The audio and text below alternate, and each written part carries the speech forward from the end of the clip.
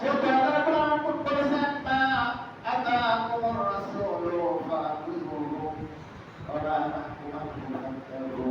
রাসূল তোমাদের জন্য যা কিছু নিয়ে এসেছেন সেটা তোমরা আঁকড়ে ধরো। বিশ্বনবী যা আমাদের জন্য এনেছেন এটাকে আঁকড়ে ধরতে হবে। আর বিশ্বনবী যা আমাদের জন্য নিষেধ করেছেন এটা আমাদের জন্য বর্জন করতে হবে। শুধু তাই নয়, আল্লাহ রাব্বুল আলামিন বলেন ইন্নাকা আলা খুলুকিন আযীম।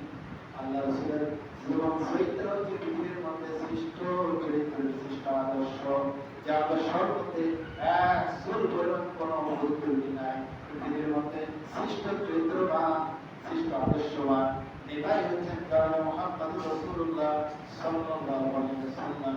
এই জন্য এই পৃথিবীতে আমরা যতক্ষণ থাকবো, যতক্ষণ চলবো, বিশ্বনবীকে একমাত্র আদর্শ নেতা হিসেবে আমাদের চলতে হবে। বিশ্বনবীকে ছাড়া পৃথিবীর কোন মানুষকে নেতা হিসেবে আমাদের মানা যাবে না। সেই নেতার অনুগত্য করা যাবে না, সেই নেতার পিছনে দৌড়ানো যাবে না। হ্যাঁ, আপনি ওই নেতার পিছনে ছুটতে পারেন যেই নেতা বিশ্বনবী আদর্শ যেই নেতার মধ্যে আছে, সেই নেতার পিছনে আপনি ছুটতে পারেন। যেই নেতার মধ্যে নামাজ নাই, যেই নেতার মধ্যে ইসলাম নাই, যেই নেতার মধ্যে কোরআন নাই, যেই দলের মধ্যে নারাই তাকবীর আল্লাহু আকবার নাই, এমন দল আপনার জন্য মুসলমান হিসেবে হারাম।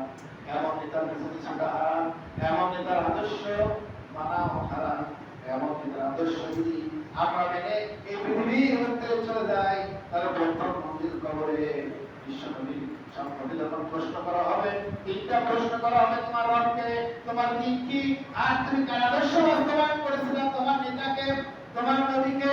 এই নবীর অনুসরণ করে যদি আমরা না করি, তাহলে কালকে কবরে যখন আমাদেরকে রাখা হবে, তখন নবীজিকে আমাদের প্রথম আদর্শ